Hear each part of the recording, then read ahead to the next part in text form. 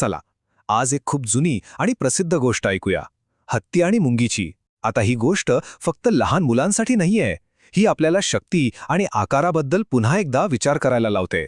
चला तर मग सुरू करूया. सुरुवातच एका महत्त्वाच्या प्रश्नाने करूया, म्हणजे कोणी आकाराने मोठा आहे याचा अर्थ ते खरंच खूप शक्तिशाली आहे असं होतं का? ही गोष्ट आपल्याला याच प्रश्नाचं उत्तर शोधायला मदत करेल. तर आपली गोष्ट सुरू होते एका खूप मोठ्या घनदाट जंगलात, जिथे उंच उंच झाडं होती आणि अनेक प्राणी गुण्यागोविंदाने राहत होते. आणि याच जंगलात राहायचा एक प्रचंड भव्य असा हत्ती.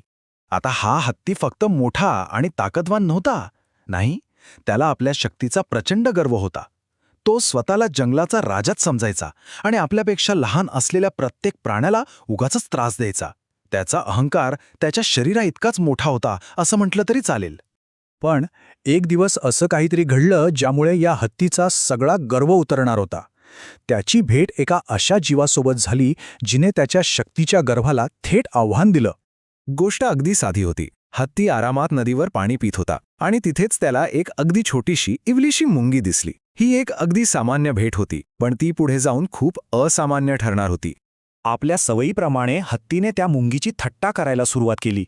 तो मोठ्या आवाजात गर्वाने म्हणाला, "अगं मुंगी, तू किती छोटी आहेस. माझ्या एका पायाखाली आलीस ना तर तुझं काही खरं नाही." त्याचा आवाज पूर्णपणे अहंकारात बुडालेला होता. पण ती मुंगी अजिबात घाबरली नाही. तिने हत्तीच्या गर्विष्ठपणाला एका शांत आणि धीरगंभीर उत्तराने तोंड दिलं. ती म्हणाली, "हत्ती भाऊ, आकाराने मोठं असणं म्हणजे नेहमीच शक्तिशाली असणं नाही." किती मोठा विचार होता हा, नाही का? तर इथे आपल्याला कथेमधला फरक स्पष्ट दिसतो. एकीकडे आहे मोठा, ताकदवान पण गर्विष्ठ हत्ती, आणि दुसरीकडे आहे छोटीशी, शांत पण आत्मविश्वासाने भरलेली मुंगी. हाच विरोधाभास या कथेचा आत्मा आहे. हत्तीच्या त्या वागण्याने मुंगीने एक गोष्ट पक्की ठरवली. या गर्विष्ठ हत्तीला कायमचा धडा शिकवायचाच. आणि इथूनच कथेला एक नवीन आणि रोमांचक वळण मिळालं. हत्ती तर मुंगीची चेष्टा करून निघून गेला. पण गोष्ट इथे संपली नाही. दुसऱ्या दिवशी मुंगीने आपली योजना कामाला लावली. दुपारची वेळ होती आणि तो विशाल हत्ती एका झाडाखाली मस्तपैकी झोपला होता. त्याला बिचाऱ्याला अजिबात कल्पना नव्हती की पुढे काय वाढून ठेवलंय.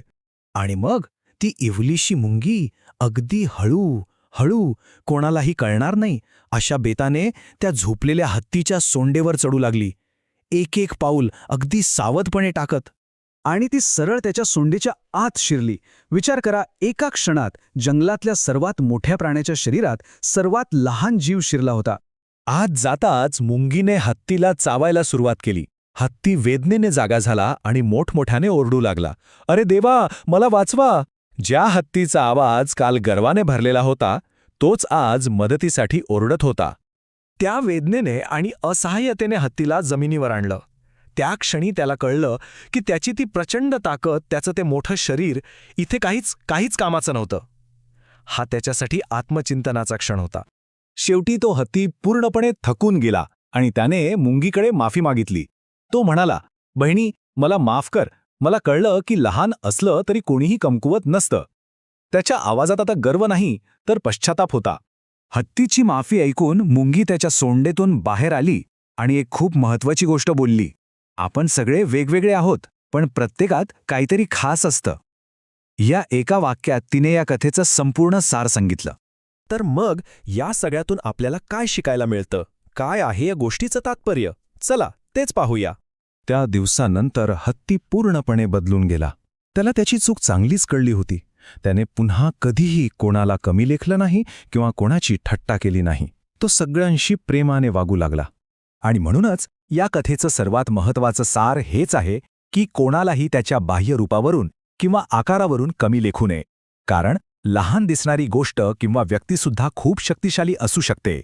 महत्त्वाचा मुद्दा हा आहे की प्रत्येकामध्ये एक विशेष ताकद, एक खास गुण दडलेला असतोच. फक्त तो ओळखण्याची आणि त्याचा आदर करण्याची गरज असते.